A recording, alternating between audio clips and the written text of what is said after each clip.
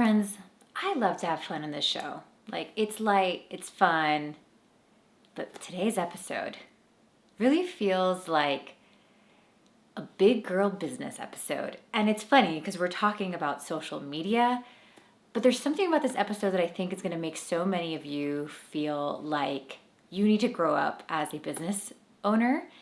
And I think you're going to see yourself in a new light. So I think it's going to be a really incredible shift for many of us. It was actually hard for me to download this information. I almost wanted to give up, but I was like, nope, I got to go back into it. And there's just something important about this episode. So I'm excited to be here with you today, and I'm so thankful to our listener who sent it in, which I cannot remember who sent it in, but it was a request from one of our listeners. I wrote down the information about what she wanted in the episode, and then I couldn't find the message anymore. So thank you to the listener that submitted this. We're going to talk about the future of social media. Oh, and by the way, perhaps the reason why we're having a big girl conversation today is because today is the 200th episode of Soul Led Living. Yay! 200 episodes. It has had many different faces, this show.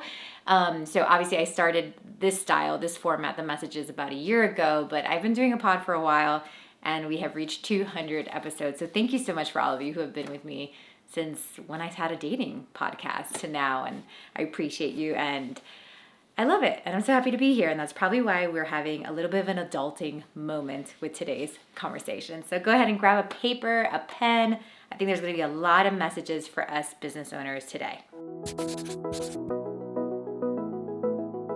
So what I was getting from the question that a listener submitted was, hey, I want to know kind of like if you can share what the future of social media is. What's it going to look like? She sounded like, I think if I was getting it wrong, or this is kind of what I was understanding, that she was getting like a little burnt out about social. Are people going to be getting off social media? Is there something new? You know, how do we get out of this situation?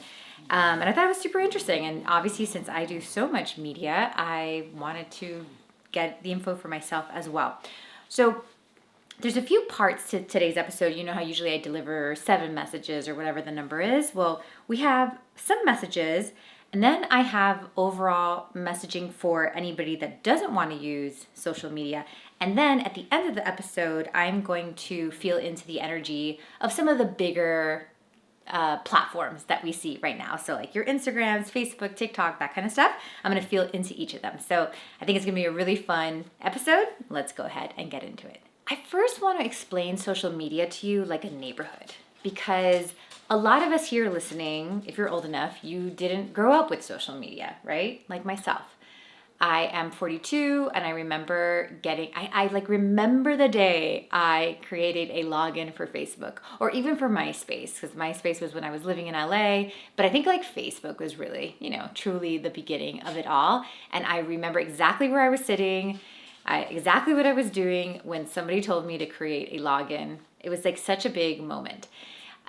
So, it's like when you're in the beginning of something, when you're part of something that's growing, to when it actually gets established, it's kind of hard to understand it. So I think a lot of us, now that, we've been using social for so many years, it's almost like hard to understand where it's going, what it's going to be, what is it, because we were there in the beginnings of times. So I was getting, actually this morning when I was in meditation, I was getting this message that we want to look at social media as a neighborhood. So you want to think that you moved into a neighborhood. I moved into that neighborhood when there was like 2 houses on the block, because I was so young. I was in my 20s, perfect time to like get on social and to see that it could be a business. Like I was just born at the right time. And some of you might have gotten on social when the first street was already made, right? So like think about like a development. And maybe like you got on when like one street was developed. Maybe you got on it when maybe you were the first house on the block, right? And now it's a completely developed neighborhood. There's rows and rows and rows of houses. There's little downtowns. It's developed, right? And we want to look at it like that, because if we're trying to grow our business now, but we are of the thought that we're like the first few houses on the block, like we're going to be very confused as to like how you run your social media strategy for your business. So you really need to know that we are at a place where like it is fully developed. It's a fully developed town. You know, those times of getting an amazing deal, buying your house for 80 grand, like no, now the houses are all worth 800 grand. Like you can't get an 80 grand house anymore. Also, when a little area is being developed, think about the small businesses, right? Like the first doctor that opens up, the first flower shop, the first restaurant that opens up in the area is always going to do well. But now all of a sudden there's a bunch of competition, right? There's 7 doctors in the neighborhood. So now those 7 doctors can't just get clients because they're, because like the people have to go to a doctor. Like some of them actually have to market themselves and kind of differentiate themselves from other doctors, even though doctors are needed. So we need to look at social media, like the landscape of it as that, and to understand that we are in a developed town.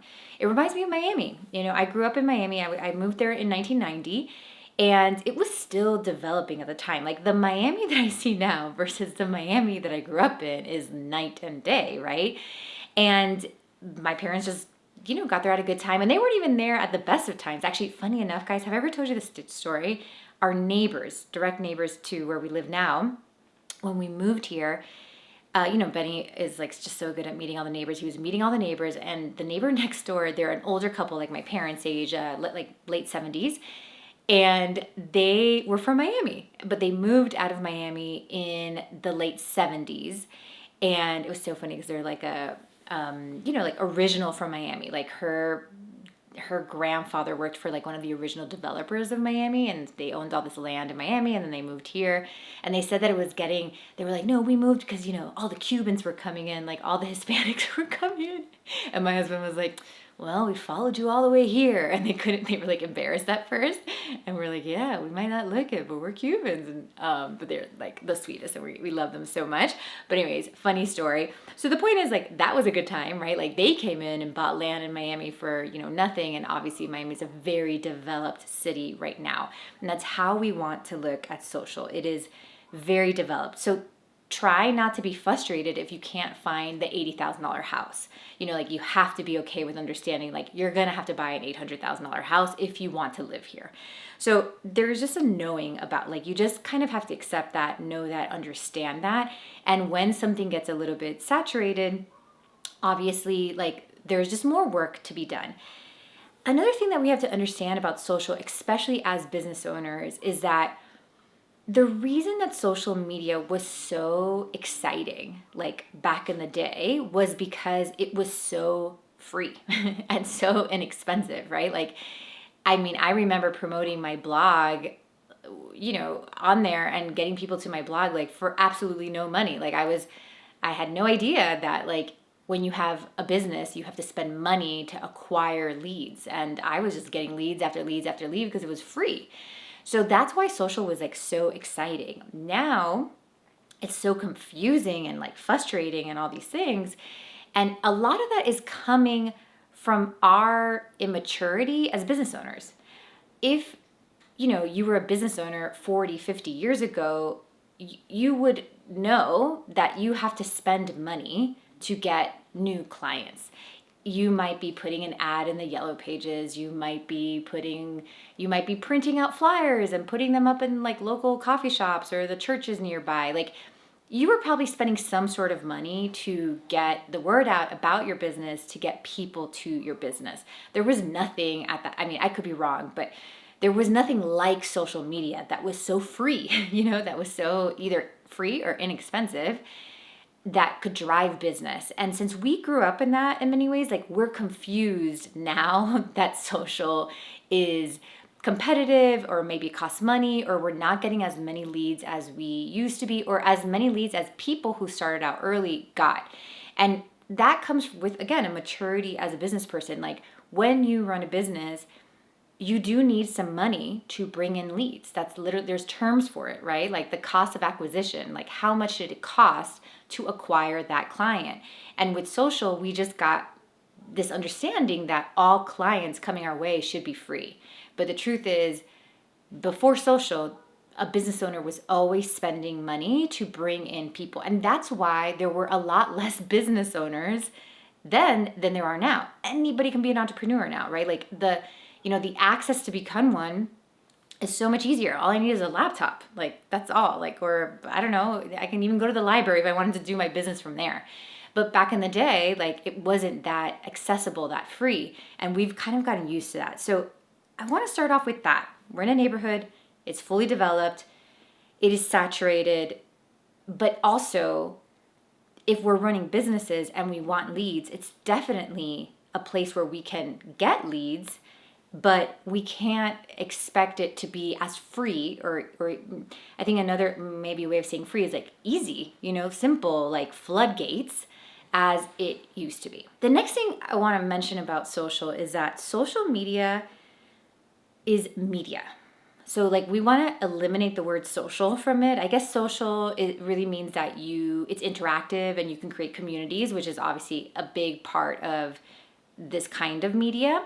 And we're going to talk about that later. But I want you to think about social media as media. So think about back in the day, like, growing up as a kid on Friday evenings, I'm totally dating myself, but I would watch like Full House or whatever, right? Whatever you Disney Channel kids probably watch too. I know the younger millennials were like super into the Disney Channel. I was a little old for that. I missed that, but I know that it was a thing. So those shows, think about those shows. That's like typical media, right? It's a TV show on the Disney Channel, right? You have to think about your social media as your TV show on a channel. So for example, if I am on Instagram, I have to think about Nikki Novo's account as a TV show. So Hannah Montana on Disney Channel. So Nikki Novo on Instagram. And if you start to see your accounts as a TV show, it will make you understand social media so much better. This idea that it is something separate from media, and I think it might have been when it first started, but now like this is the media. Like this is media. So you want to look at also how did a show like Hannah Montana become popular, right? There was probably like press, there were things to like make that show popular. And that's kind of how you want to see, like you have this channel like this show on this platform. It's like almost like Instagram is the channel, your account is your show. And it's your job to like get the word out about that show. Now, not everybody needs to see it as a show, because I almost see like as a business owner, you have two options if you're going to engage with social media. One of them is you decide to make your own show and then you run your own ads on your show, right? The other option is I'm not going to make a show. I'm just going to be a person that buys ads on other people's things. So you can engage with social media, let's say, and have a presence, but not really have a strategy, like not have a social media strategy where like you're posting something every day. So you're more kind of like, oh, I have, 12 pictures up there, 20 pictures, like 20 posts up there or whatever. And every once in a while, I am like running ads. I'm paying to run ads. I'm working with influencers to like get my product out there. I have a presence, but I don't really have like a running show, if that makes sense. And then those of you that are actually like doing strategy or like, no, I'm going to post pretty regularly, whether it's once a week or 3 times a week or every day, then you need to see that as a show. And those are like the two options for business owners right now. And because you got to like take it seriously that way is kind of what I'm getting. And then when you see it as a show, you're going to have like you're going to come up with different ideas. You're going to get a little bit more creative about it, and you're going to understand it better, and that is what is going to work. Now, every platform is different, and I can't wait to share what I got from each platform, but we have to think about like I am my own show, and like what makes a show interesting and exciting. And there's always continuity to these shows, like whatever show that you grew up watching, or even a show you're watching right now. Like, and I'm not thinking so much like the series, like a drama, but more like a show that goes on for a long time, or even like a kids show. Like I watch my boys love to watch Loud House, is it? Yeah. And it's like, it's about this one character, but it's one of those things that like every day is like a new adventure. It's not like they're really, kind of living off of each other. There's a new adventure every single time. It's kind of the vibe I'm getting. Like, you don't have to be like, yesterday we did this and today we do this. Like, they don't have to like grow on each other, but this idea that it is a show, like, you have to understand that. You have to see it that way, because that's really what it is these days. Now, to kind of touch upon the question of, is social media going anywhere? Are people getting off of it? Are we like moving away from it? And honestly, the answer is no. You might feel that way because your engagement might be different, and you might think like because your engagement is down, you're thinking people are leaving it. And it's not that people are leaving it, it's that we're at a place where people are not like just, there are no new friends. When it comes to social, the reason like you might feel people are not engaging with your content is because most people are in a place of no new friends. And what I mean by that is, they're kind of interested in like their legacy accounts, like the accounts that they're following that like have like strong names. They're like, yeah, I just been following this girl for like 7 years, and she's like a legacy, like her name is a name. The place to discover new accounts, or the capacity people have to discover a new account, is just much smaller. Like, it's like they have their group of friends and they might rotate 2 friends within that group every year.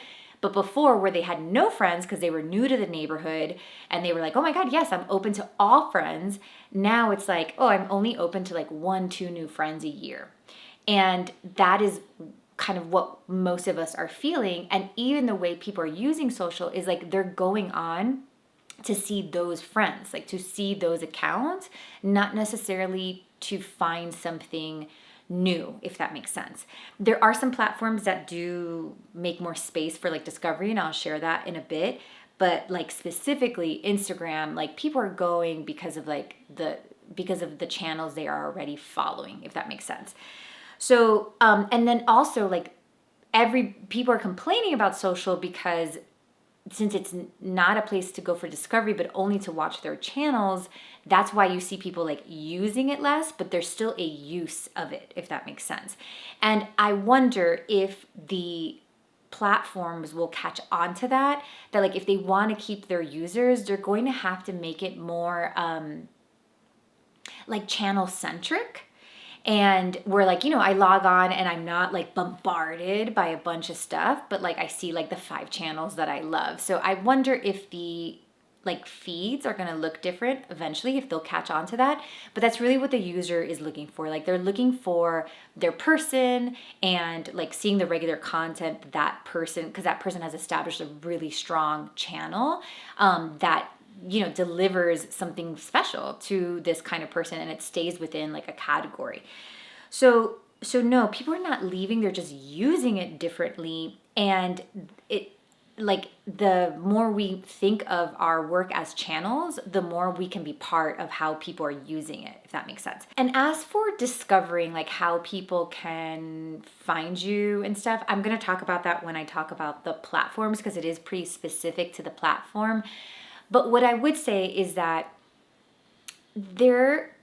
because every platform kind of like awards something differently, but I think just like the most important thing is to like see yourself as a channel, and just like seeing like, how do I develop trust with those people? And a lot of it is going to be, unfortunately, consistency, like kind of like showing up, having a very clear thing that you talk about, like having a very clear space, like a clear niche, and kind of just like staying within that and just seeing yourself as that. And even though we're seeing ourselves as channels, I think it's important to clear the room for an influencer versus probably what you're doing. So the influencer, I want you to look at the influencer as like, if we're thinking about the neighborhood, the influencer was like, there's 5 positions on the association boards, and like these early people came in and like took those seats as that like association board.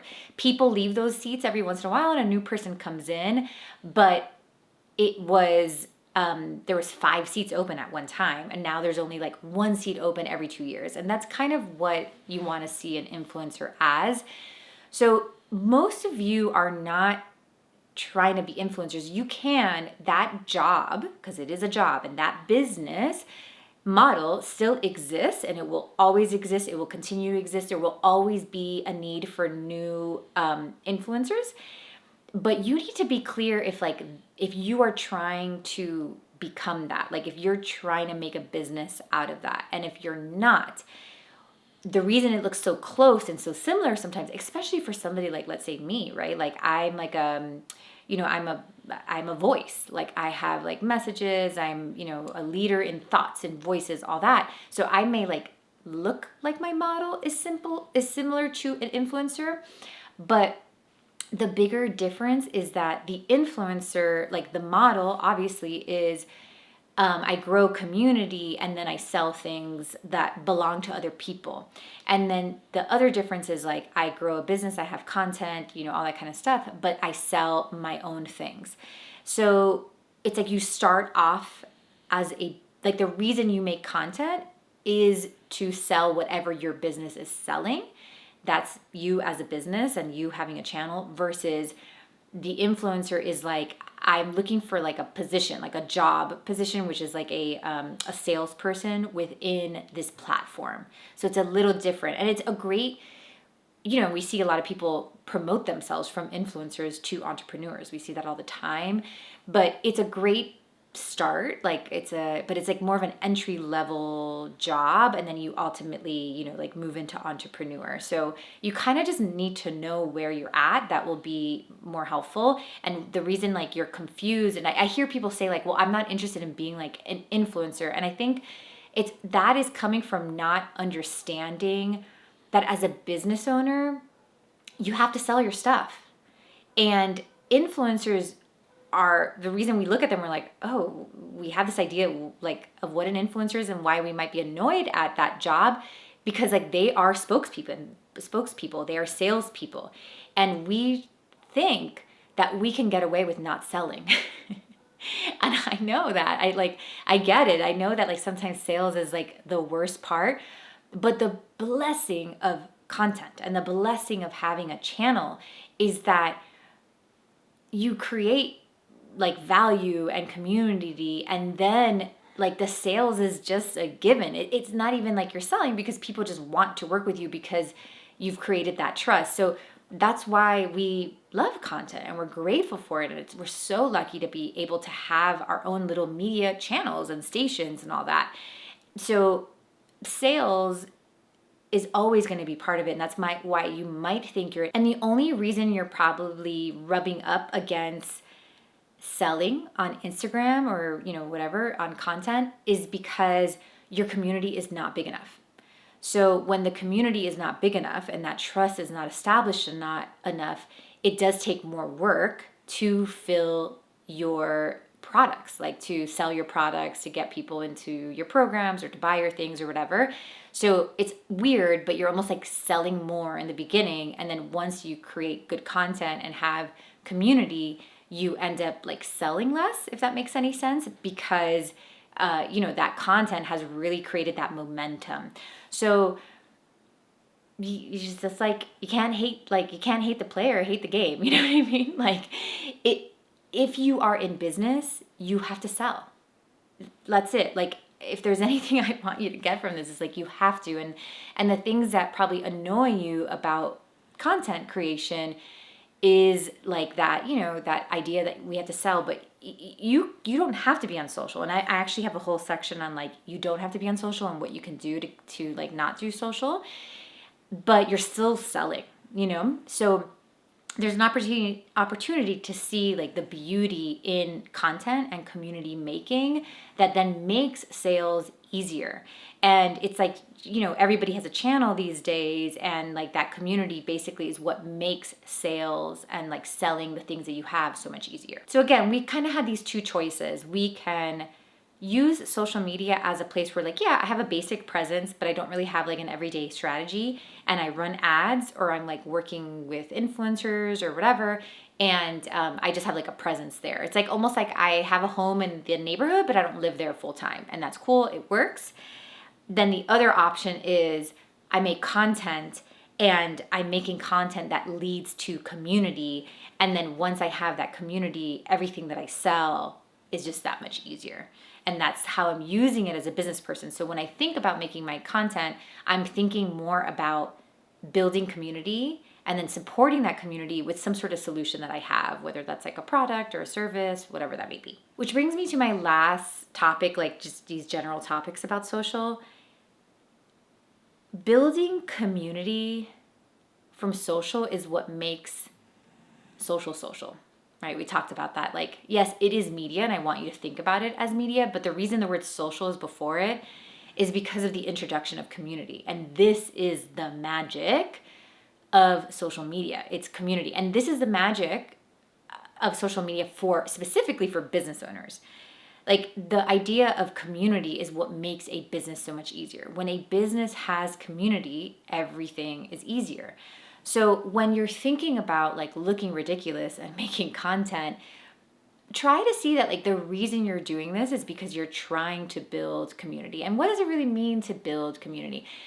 Building community means like I am willing to be a shepherd for a certain type of person or a certain group. Like, it's almost like saying, like, when you're in high school, I remember my Spanish teacher, like, she had this like Spanish club that she had to do, and she always, you know, she needed a president, and nobody wanted to take on the responsibility, and she was like, Nikki, will you like take on the responsibility to be president of this club? I'm like, okay, cool. Like, I will take on the responsibility of being the president of this club that needs to happen.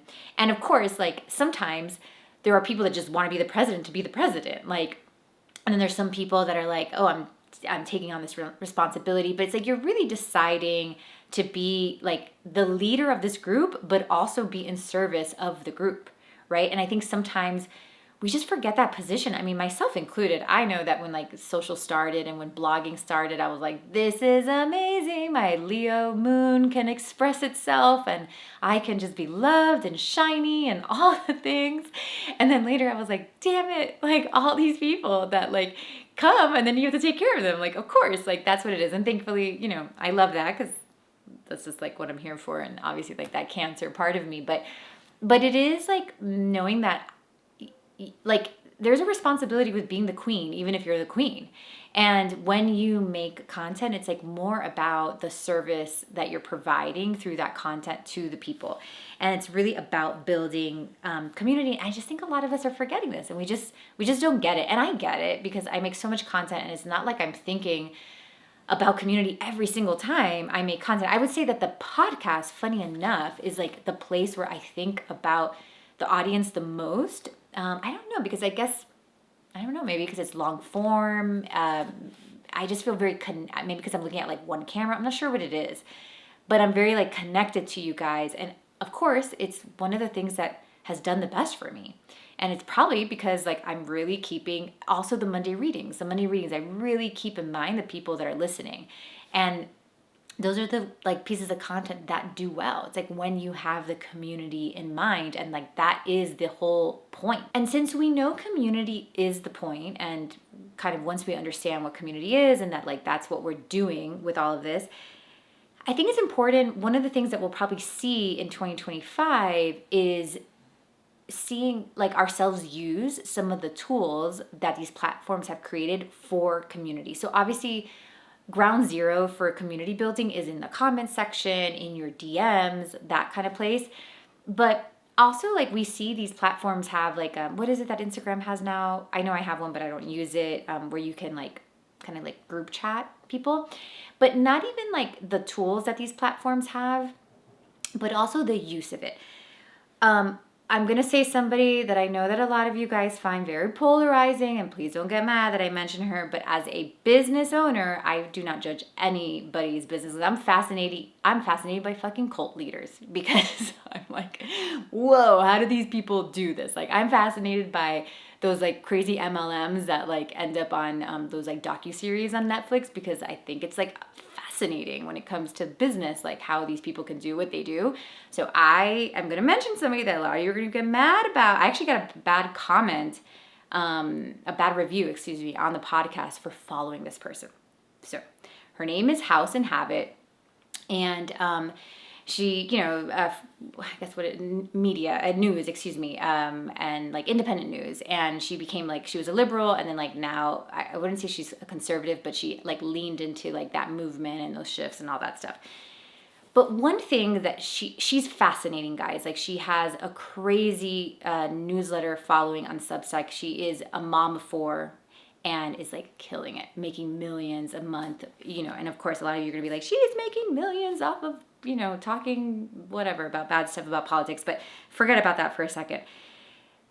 In her, one of the things that like made her really popular on Instagram was the way she used stories.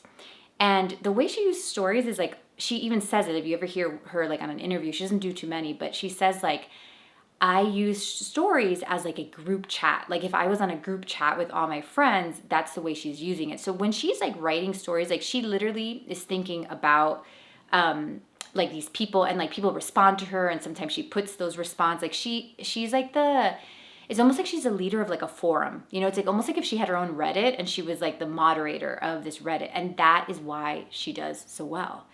She doesn't even post it. I don't follow her religiously, but she doesn't even post that much, I think, on her Instagram, like on like the post or whatever. It's all stories, but it's all like community building. So not only like using the tools that the platforms are giving us for community, but thinking about that concept. Like if I was running an after school like Spanish club, like how would I keep the community together? If I was running the parent association at my school, like those of you that know how to do that, you're going to know how to do this here. That's how you build community. So get creative, bring that back. See the platforms that you would like to build community the most. Like there are some platforms that are kinder than others, or that are more accepting of community, and I'm going to share some of that in a bit. But that's what this is about. And like, if there's one piece of advice, if you're like, no, I do want to do social, I've given a lot of guidance, but like if there's one that I wish you would take away, is like really seeing like community. Like how do I build community? How do I like shepherd these people? How do I take on that responsibility? How do I love on these people? And how do I like make it a group? And that's really what this is about. And we can't get mad at social without asking ourselves if I've tried to be a good community leader. If you haven't tried to be a good community leader and you're more interested in the queen, which I do not judge you for, because I told you I was there when I first started. I grew up in like the fashion blog era where it's like you just take pictures of yourself and you post it and people give you likes, And so I don't blame you for it, but we do have to switch our mind. And I don't want you to give up on social or content if you haven't come in with that mindset, because then it would mean that you didn't do it all. You were just like more in this like scary ego place, which you probably don't even want to be there. But sometimes these platforms feel that what is rewarded is like that kind of ego person. And listen, that was rewarded at the beginning. So I think we may even see some like legacy people that have been there since the beginning of social that were rewarded for like kind of a narcissism situation, And that's probably what's turning a lot of us off. But in this new era, and it's already happened, this has been going on for years now, but especially as we go forward, it is like completely community based. And also like you have to be okay with wanting to be somebody who takes on community, and you may not. And even you might be the most beautiful person with like, I know everybody that listens to this show is like a beautiful heart-centered person. So even if you don't want to take on a community, like again, I would not blame you for that, because it is a lot of work, and there's other things that we can do. But I would say that is what I was understanding that social media is turning into the most. Okay. Now let's go into what if you don't want to use social. And I want to tell you that there is a huge opportunity for those of you who don't want to use social, believe it or not. I personally would never leave social, because I love content. I love media. That was like my first love. That I've only worked in media, right? I worked in the film industry. I worked in magazines. like I'm obsessed with media, and that is why I make as much content as I do, because I enjoy media and content. But if I didn't enjoy it, I absolutely wouldn't do it. So if you do not, if you're like, I'm not interested in community, or even, like anything that I said here that was optimistic and you were like still not into it, then go with that. So the opportunity in not using social is really being able to fully lean into that. So funny enough, on Tuesday's episode, I talk about you have to have a strong no. Like there's some of you are going to have like very strong no's in the month of January. And I was like, oh, some people might have a strong no in social. Like you may have to be like, okay, what if I could not use social? Like social, I'm not allowed to use any sort of like social media to run my business. And it looks like almost if you lean into that concept of like, I'm absolutely not going to use social. Like I'm not going to be 1 foot in, 1 foot out. Because it almost makes me feel like what's killing some of you guys is the 1 foot in, 1 foot out. Like it's horrible. It's like either in or out. And if you decide to go out, it looks like you really have to like just close the door and be like, I'm not going to rely on social. That doesn't mean that, I think that if you say I'm not going to have a social strategy, again, I think that's very different than like you might say like I'm not gonna have a social strategy, because social strategy is like I am making regular content, there's a strategy. But even if you're not gonna have a social strategy, you may have a social presence. So what I mean by that is like you may have an Instagram with like 10 posts that just hang out there, and maybe you're like, I help blah blah blah, and you have like a link to your website or whatever, because you may always interact with like that neighborhood, if that makes sense. But it doesn't mean like you have to be like completely off. It just means like you can have a presence, but there is no strategy, which is very different than, I don't know, being completely off. Actually, funny story. I go to this coffee shop in my local town in Waynesville called Orchard Coffee. And I'm friends with like all small business owners. Like those are my people. So this is a really cute Mexican family, and I, became friends with a mom. She speaks Spanish, so we speak Spanish to each other. I see her pretty like probably once a week, and she's so cute. Her boys work for her, and I don't know who owns the restaurant. She might be working for one of the sons. I'm not sure, but anyways, they have really cute branding. And you can tell that they have some sort of illustrator like working on the brand. They have these super cute cups and stickers, and like the drawings are just beautiful. So I asked her one day, because I'm like rebranding and just, but I'm always into like beautiful stuff. And I asked her, I'm like, hey, like who does your illustrations? Is it somebody local? And she's like, oh my God, yeah, he's wonderful. He's super talented. But she's like, but I don't know if I can put you in touch with him. I was like, okay. She's like, he lives in a van. I'm like, what? She's like, yeah, he lives in a van. He doesn't have a phone. You have to like go to the van to meet him. I'm like, what? This guy's like living the dream, man. He's just like off grid. And then one of her sons starts talking to me. He's like, no, Mom, it's like not that bad. She's like, yes, he doesn't have like social media. He doesn't have a phone, but he's a very like well-known artist. And then he shows me on Instagram. He's like, oh, this is him. But he doesn't manage, like he doesn't check social, like he doesn't manage anything on social. He's not posting regularly. He has a presence because he puts up like all his work, and he works for a lot of big brands, but he is not like making content there. And he just has a very strong referral game, like people see his beautiful work and then you get referred. So if I wanted to get in touch with him, basically the son was like, I can get into, I think it was like the guy's girlfriend, or like maybe it's just the manager of him, that like you have to call her, and then like she sets you up with like a meeting with the van guy. So, and the guy is doing great. He actually has 10,000 followers on Instagram, which I thought was hilarious, but no social strategy whatsoever. So he's a presence. So that's what I'm saying, like presence, but maybe no strategy. So, but you'd have to make a decision. Again, we're going to make a decision that we're like not going to have a presence, but with that decision comes the mature understanding that I am a business owner. I own a business. I have to make sales. So I need to get the word out about my service, my product, whatever it is. And since I'm not using social is not allowed in my strategy, then I have to lean into these other opportunities, because that's like part of running a business, of getting new clients. And I actually was getting sense that when you do that, what is going to set you free is not so much that like, oh, okay, I don't have to do social. What's going to set you free is your creativity. There's something about some of you with content creation and social that is killing your creativity. It's like you can't think about any other way because you're so stuck on this idea of social, and it's like not working for you. And it is like, what the worst thing that it's doing is that it's stealing your creativity. So when I say creativity, like, you as a business owner need to get creative about how people find your work and find your services. And entrepreneurship is like the most creative thing ever. Like, I love entrepreneurship because of the creativity. And even bringing in new clients should be creative for you.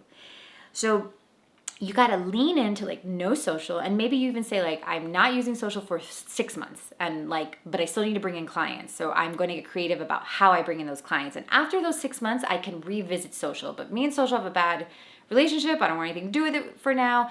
But that doesn't mean that I stop getting clients, and you have to be creative about it. So a few things, this is not, I really felt like, wow, if we would allow ourselves to get creative about how we brought in clients,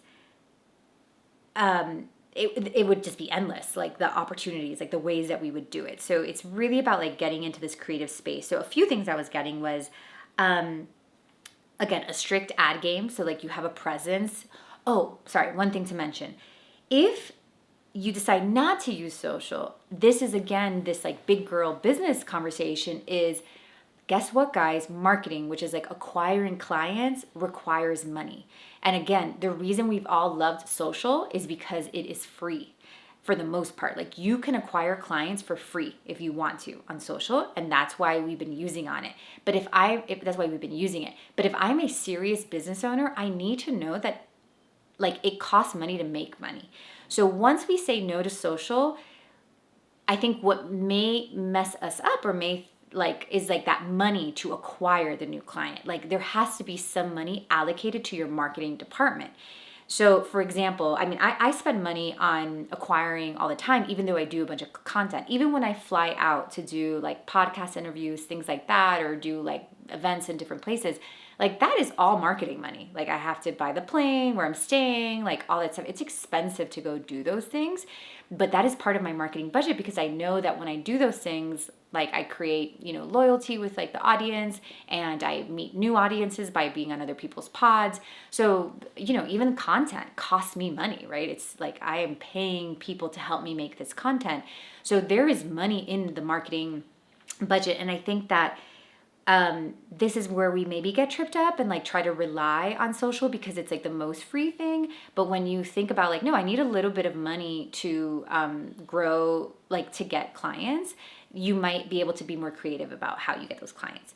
So you can do like a strict ad game. I was getting like strong referral kind of like a strong referral game, even like pyramid / like MLM, like if you sell products, maybe seeing like what is the right setup there that like you can incentivize other people to bring you clients. So I saw like a very strong referral game. I mean, this guy that I just told you about, the illustrator, I mean, very strong referral game.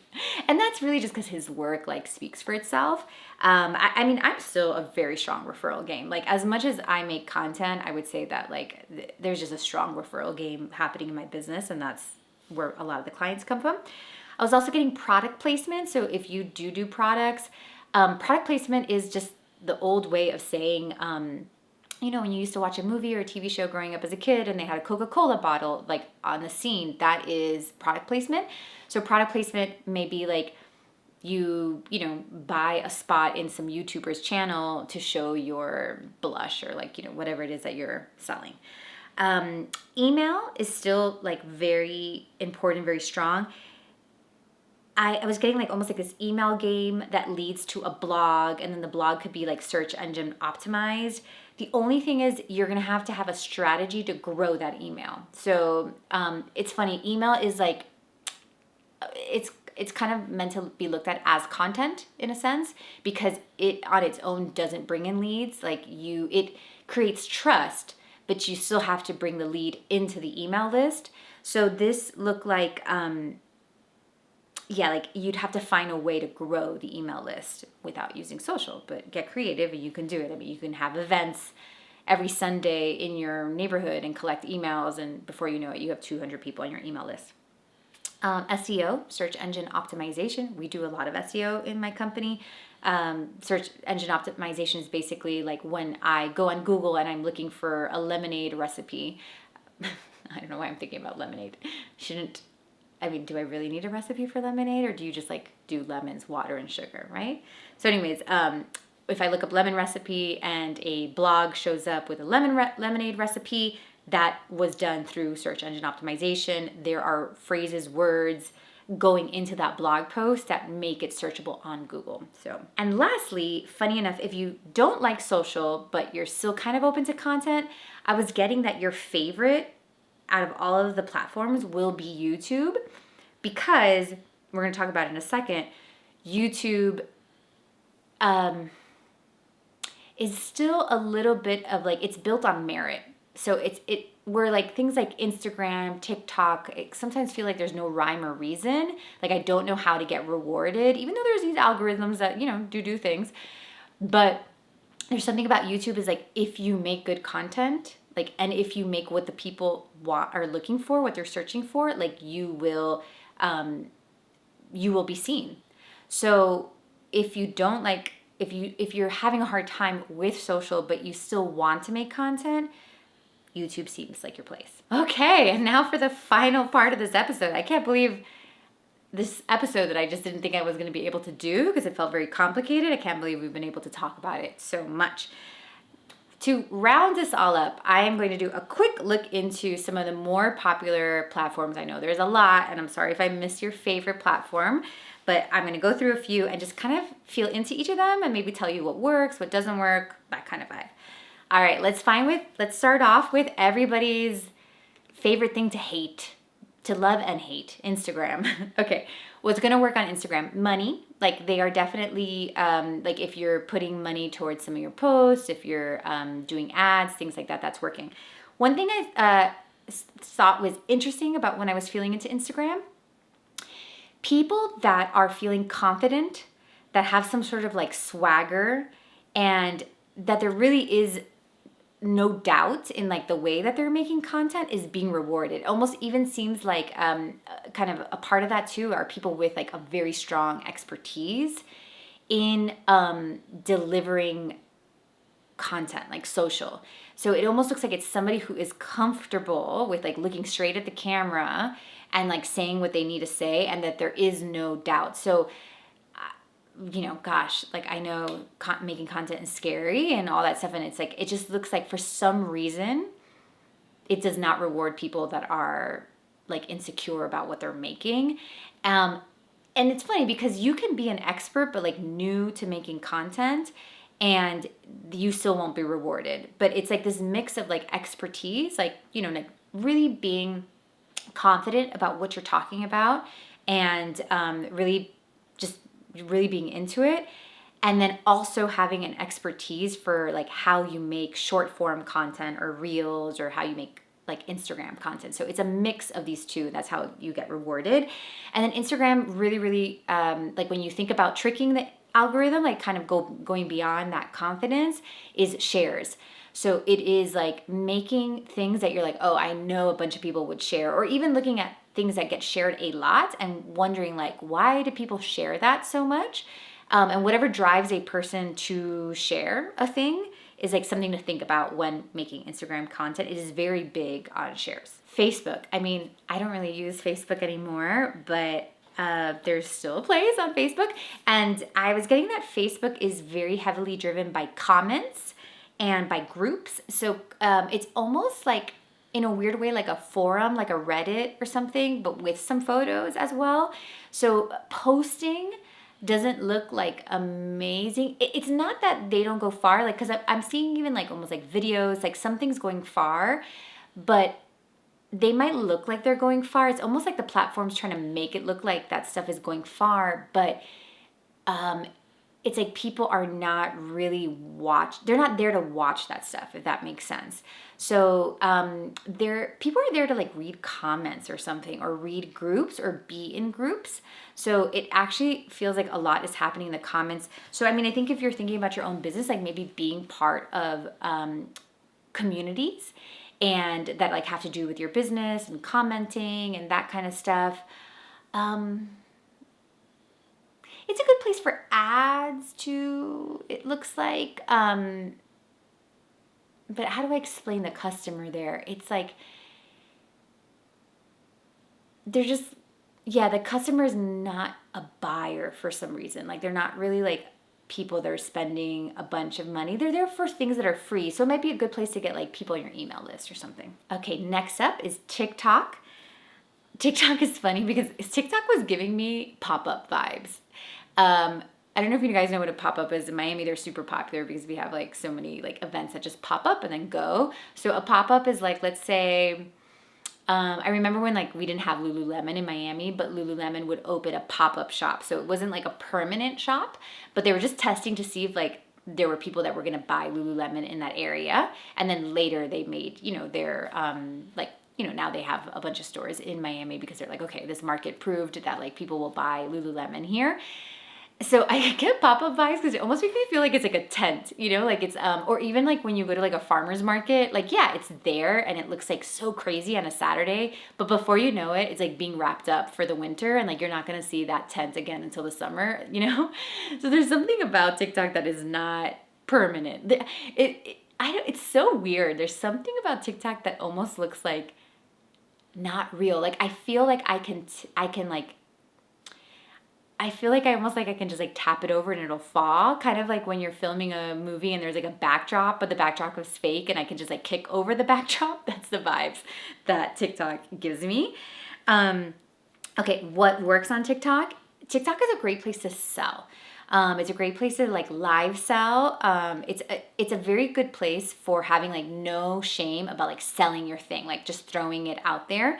A lot of gimmicks seem to do well, but it's really not like a community building spot. It's like a gimmick, and it is very much like a place where I have to entertain people like very quickly, but it's not going to build community. So yeah, I would say that like if you're in the space of building community, that's not your spot. But maybe if you're selling some products, might be a good place to to come on. Next up, we have YouTube.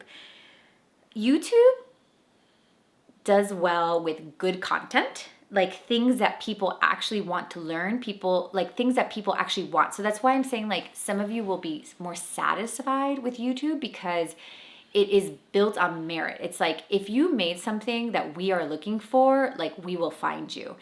It does need like some decent production, but what's interesting is the YouTube community in general. Not that everybody's like nice on YouTube by any means, but it does look like they will watch you or like give your video like an opportunity, even if they don't know you. Which like on Instagram looks like it's very much more like the eye is looking for something they've seen before, somebody they know. It's almost like more like not celebrity, but like, yeah, like influencer driven in many ways. Where YouTube, of course, there's a ton of, big names there and people like looking for those big names. But when it comes to discovery, it just looks like there's so much more opportunity for discovery because people will give you a chance. Like people will give you that opportunity. They'll watch one of their videos, and if they like you, they will follow you. Where on Instagram, that just seems like very hard these days.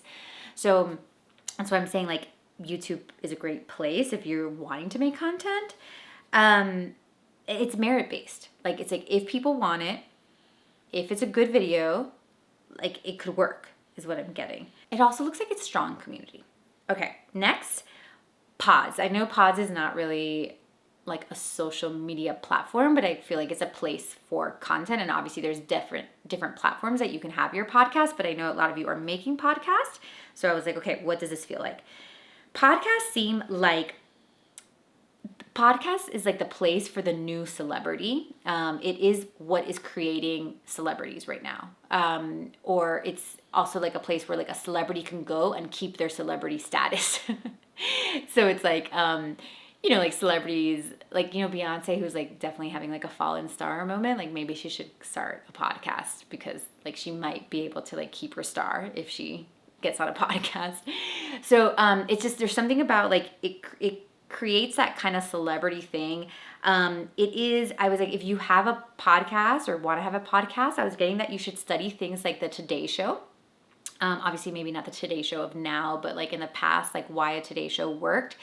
And because it's almost like the modern day show is what a podcast is becoming. And these are the ones that are going to work really well. So they're like variety based. I even see like collaborations. Like it wouldn't be a bad thing to have like three people hosting a podcast. And there's the podcast is evolving. There will still be space for like the podcast that's like strictly audio, but there's like a very big like TV show production happening with the podcast. There's this kind of like getting off of the pod and moving into talk show vibes that's happening, that we're going to see more and more. And if you do have a pod and you're looking to grow it, I was definitely seeing like big names would be helpful. That the podcast still really, the podcast listener and kind of like the way podcasts are set up, it just like really still rewards big names. So maybe people don't know who I am, but if I have like a really big name, people are always searching for that big name because they're trying to consume like that big name's content. And that's how they'll find me. So big names are still like a really great way of growing the pod. And unfortunately, if you want to like better your pod, it does look like it will ultimately need to get into some sort of productions type status. Yeah, which I know is true for me, but kind of sad. I'm trying to figure out how to create my studio space like that. We'll get there. But yeah, that's the pod. Okay, and then lastly, Substack, which I know, again, not a social platform, but I know a lot of you are making content on Substack. And Substack works well for in two ways. One, it's also very share based, so like sharing it. But what's funny is that it almost looks like people that are doing well on Substack are getting publicity for some of their articles. So it's almost like quality over quantity over there. So like maybe I'm in I don't know, like maybe I have a fashion Substack, and instead of maybe writing something every day, I might write like one really good article a week, like almost something that deserves to be like in a magazine. And then I'm going to get like publicity for it. So it almost makes me feel like I'm going to go reach out to these like other publications that might want to share this post because it really like speaks to like a certain audience. So Substack, even though it like sounds like so fun to be just like writing freely, in order to grow without an audience, like if this is a place that you're like, okay, I want to grow an audience, and not like you're coming to it with an audience, it looks like it is quality over quantity. And it still looks like writing is like the main thing. Like if you could have some quality writing in Substack, like it could work. But then it also looks like you need to have things that people will share. I think I never got into Medium, but Medium has that. Like you can look at like the most shared posts or the most shared articles on any of these Substacks and like look at it from there. But of course, like having like a niche, like having a space that you write about, but then finding like what would be most shared. Okay, guys, I talked a lot. I really hope that there was something that came out of this. I had so much information. It just looks like it really wanted to speak to us and like help us. And I just felt like today's conversation was meant to like clear out some old stuff. Like, can we start new in our minds and in our hearts and in our nervous systems when it comes to social media and content? Like, I don't know if you want to listen to this again, but like to really just maybe have a moment with yourself after this, especially, if you are already in business, you've been doing social for a long time, and really just see like what needs to be cleared out from you to move forward. If you could like be mature as a business owner, what would be like the mature decision to make when it comes to content and acquiring new clients and new leads and building that community. Like, what truly is the most mature thing? Because there's something immature about all of us when it comes to social, myself included. So that's why I loved this conversation.